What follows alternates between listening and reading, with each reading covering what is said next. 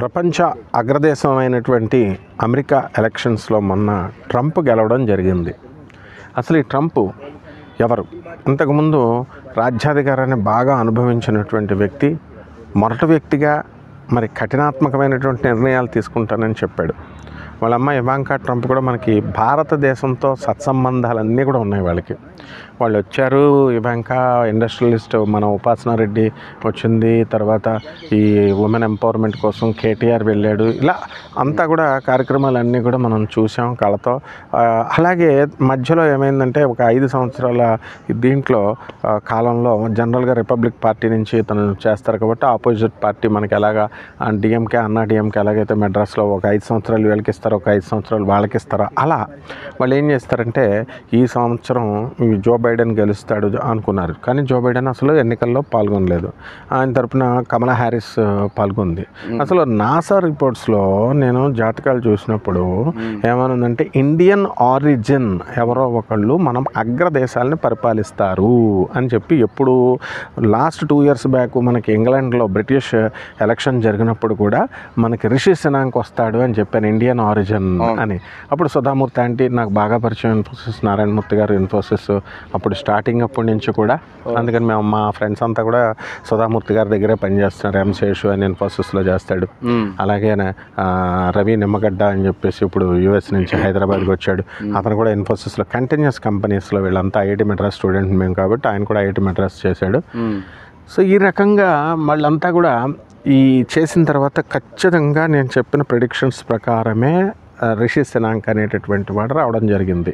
అక్కడ ఇండియన్కి అల్లుడు బ్రిటిషర్కి మనం హస్తగతం చేసాం బ్రిటిష్ సామ్రాజ్యాన్ని, రవి హస్తమించని బ్రిటిష్ సామ్రాజ్యాన్ని. ఆ తర్వాత మళ్ళీ రిషి ఎలక్షన్ ముందు మనం ఈ యొక్క ఇండియన్ అల్లుడు అని డీకోడ్ చేసుకోవాలి. మనం నాసా రిపోర్ట్ని డీకోడ్ చేసుకోవాలి. Indian origin, Indian super power అవుతుంది. ఒకానొక సమయంలో వీరబ్రహ్మేంద్ర స్వాముల వారు కూడా ఏం చెప్పారు, ఇండియా సూపర్ పవర్ అవుతుంది. అది ఎంతో దగ్గరలోనే ఉంది. 2042లో ఇదే ఒరబడి కనుక కంటిన్యూ అయితే కనుక నరేంద్ర మోడీ గారు మనకి ఎకనామిక్ పవర్, ఇప్పటికే మనము 3rd ఎకనామిక్ పవర్ లాగా వచ్చేసాం అగ్రరాజ్యాల్లో ఇండియా. కాబట్టి 2042 చాలా దగ్గరగా ఉంది. మనం చూస్తుండగానే మనం భారతం సూపర్ పవర్ అవుతుంది. బ్రిటిష్ని, మనం ఇంగ్లాండ్ని, ఈ యొక్క అమెరికాని మనం తొక్కుంటూ వెళ్ళిపోతాం. కాబట్టి ఈ భయం అనేటటువంటిది విదేశాలకు ఉంది. కాబట్టి మన ఈ నాసా రిపోర్ట్ ప్రకారం డీకోడ్ చేసినప్పుడు ఎలక్షన్స్లో ట్రంప్ దున్నుకుంటూ వచ్చినప్పుడు అరే మరి కమలా హ్యారిస్ రావాలంటే కమలా హ్యారిస్ ఉన్న పార్టీ నుంచి గెలుస్తుంది. ఆమె ఉన్నది ఆపోజిట్ పార్టీ కదా.